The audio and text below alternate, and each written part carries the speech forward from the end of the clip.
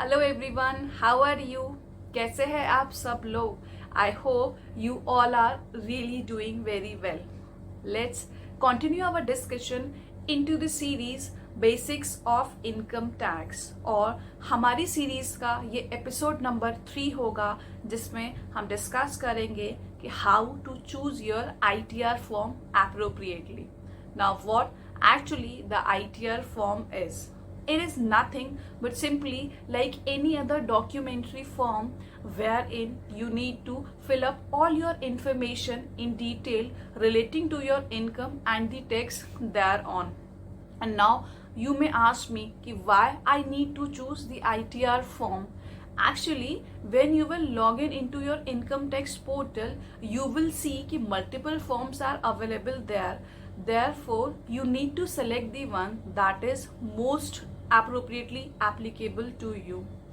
And the various forms, like you will see the different forms like ITR form 1, 2, 3, 4, 5, 6 and ITR 7. But as my discussion is mainly focused on the individuals, so I would restrict my discussion up to the ITR number 4 only. Reason being, the other ITRs like ITR 5, 6 and 7, they are applicable to other assessees, like if you are a company, your cooperative society, your LLP, charitable trust and etc. So now if you are an individual, then any of the 4 ITR forms, means ITR form 1, 2, 3 and 4, it would be applicable to you. Now how to select among these 4 forms? So you have to see कि if you are an individual and you are engaged in any business and profession, then ITR 3 and 4 would be applicable to you. And अब हमको select करना है कि ITR 3 कब होगा हमारे ऊपर एप्लीकेबल और ITR 4 कब होगा.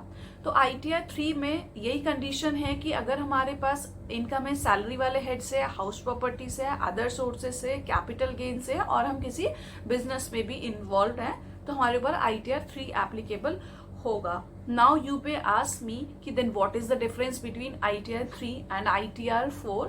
तो मैं आपको वो भी बताऊंगी.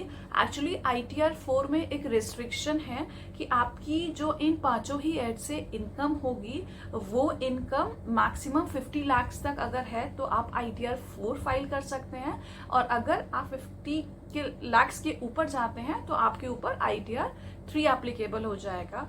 और साथ ही में इसमें एक और रेस्ट्रिक्शन है कि आप जो बिजनेस और प्रोफेशन में इन्वॉल्व हैं, और अगर आप जो अपने इनकम कैलकुलेशन का जो मेथड है वो प्रिजम्पटिव टैक्सेशन के बेसिस पर आप फॉलो करना चाहते हैं, तो उस केस में आपके ऊपर ITR 4 एप्लीकेबल होगा. मींस अगर प्रिजम्पटिव टैक्सेशन नहीं ऑप्ट करते हैं नॉर्मली, या आप अपने बुक्स ऑफ अकाउंट्स मेंटेन कराना चाहते हैं, तो आपके ऊपर ITR 3 एप्लीकेबल होगा. Now you may ask me the question what is actually the presumptive taxation is.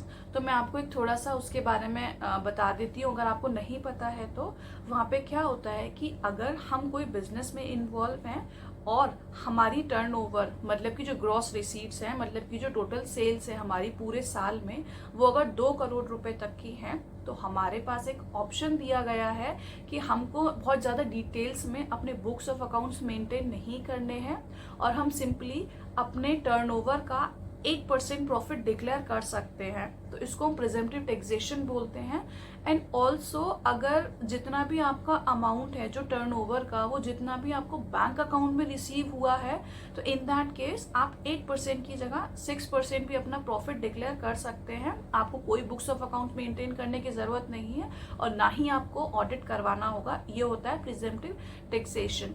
And also if you are in any profession, मतलब आप बिजनेस ना करके अगर किसी प्रोफेशन में इन्वॉल्व है, like if you are a doctor, you are an engineer, then you have the option कि अगर आपकी जो टर्नओवर है, जो ग्रॉस रिसीट्स रही हैं पूरे साल में, अगर वो 50 लाख रुपए तक की रही हैं, तो आप अपनी प्रॉफिट का आप अपनी टर्नओवर का 50% डिक्लेयर कर दीजिए. वही आपका प्रॉफिट बन जाएगा, और उसी पर आपको टैक्स कैलकुलेट करना होगा. इसको बोलते हैं प्रिजम्पटिव टैक्सेशन. तो अगर आप अपनी इनकम प्रिजम्पटिव टैक्सेशन के अकॉर्डिंग कैलकुलेट करते हैं तो आपको ITR फॉर्म भरने का ऑप्शन अवेलेबल है। आप ITR 3 की तरफ नहीं आपको जाना पड़ेगा, ठीक है।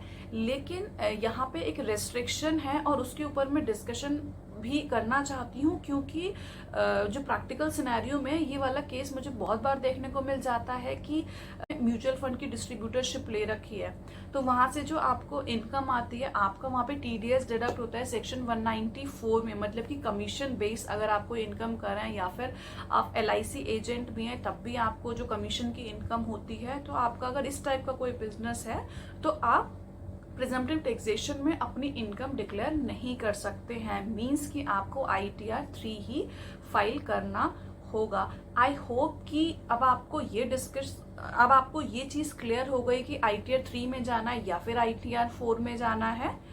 अगर ये चीज़ क्लियर हो गई है तो अब हम आते हैं ITR 1 और ITR 2 पे। मींस कि अगर हम एक इंडिविजुअल हैं और हम बिजनेस में बिल्कुल भी इन्वॉल्व नहीं हैं, तब हमारे ऊपर ITR 1 और ITR 2 एप्लीकेबल होगा।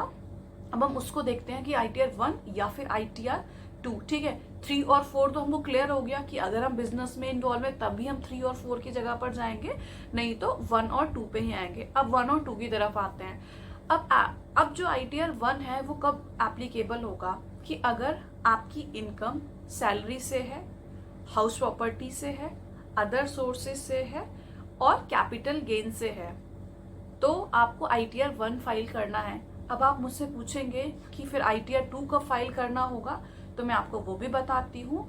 ITR 1 में कुछ रेस्ट्रिक्शंस हैं, जहां पर आप उसके अलावा अगर जाते हैं तो आप ITR 1 नहीं फॉलो कर सकते। जैसे आपकी जो टोटल इनकम होगी, अगर वो इन चारों ही हेड में से है, ठीक है, और उसका जो टोटल इनकम है वो 50 लाख से ज़्यादा नहीं होनी चाहिए। अगर 50 लाख जैसे ही होती है आप ITR 2 की तरफ आ जाएंगे। एंड ऑल्सो कि यहाँ पे जो हाउस प्रॉपर्टी की इनकम है वो मैक्सिमम आप एक ही हाउस प्रॉपर्टी ओन कर सकते हैं। मतलब अगर आपके पास 2 या 2 से अधिक हाउस प्रॉपर्टी हैं तो आप ITR 1 फाइल नहीं कर सकते, आपको 2 में जाना पड़ेगा। और हाउस प्रॉपर्टी से यहाँ मतलब केवल घर से नहीं है। हाउस प्रॉपर्टी में अगर आपके पास कोई एक ऑफिस है जो आपने किराए पर दे रखा है, या फिर आपके पास कोई पार्किंग का स्पेस है आपने वो किराए पर दे रखा है, या फिर आपके पास कोई और बिल्डिंग है, या फिर आपके पास कोई शॉप है, तो ये सभी चीज़ जो आती हैं आपके हाउस प्रॉपर्टी में आती हैं। तो अगर आपके पास इन सबको मिला के 2 या 2 से अधिक हैं तो आप ITR 1 नहीं फाइल कर सकते, आपको ITR 2 फाइल करना पड़ेगा।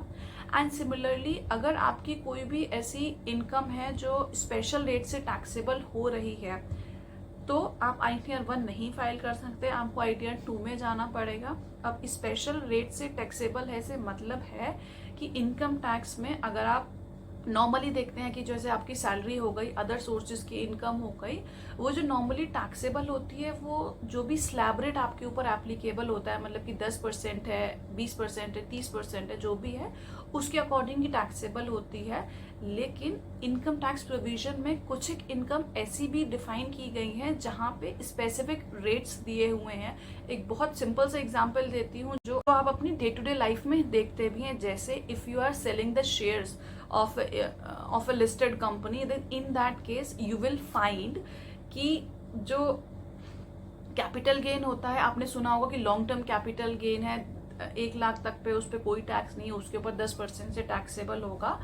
तो this is called the special tax rate income. Also अगर आपको कोई लॉटरी लग जाती है, अगर आपको कोई से लॉटरी से इनकम होती है तो वो भी स्पेशल रेट से टैक्सेबल होती है, एक 30% का फिक्स स्लैब रेट है। तो आप ITR ऐसे अगर कोई भी केस होता है तो आप ITR 1 नहीं फाइल कर सकते, आपको ITR 2 फाइल करना होगा। ऑल्सो कि अगर आप डायरेक्टर हो किसी कंपनी में तो आप ITR 1 नहीं फाइल कर सकते। ऑल्सो अगर आपके पास कोई ऐसी असेट है जो सिचुएटेड आउटसाइड इंडिया है तब भी आप ITR 1 नहीं फाइल कर सकते हैं, ITR 2 में जाना पड़ेगा। तो ITR 2 में जाना पड़ेगा।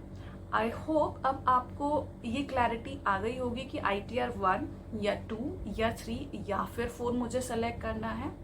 इन केस आपकी अगर कोई और भी स्पेसिफिक क्वेरी रह जाती है, कोई और सिचुएशन है, तो आप मुझे कमेंट सेक्शन में कमेंट करके ज़रूर बताइएगा। I will answer as soon as possible. Till then, thank you and good bye.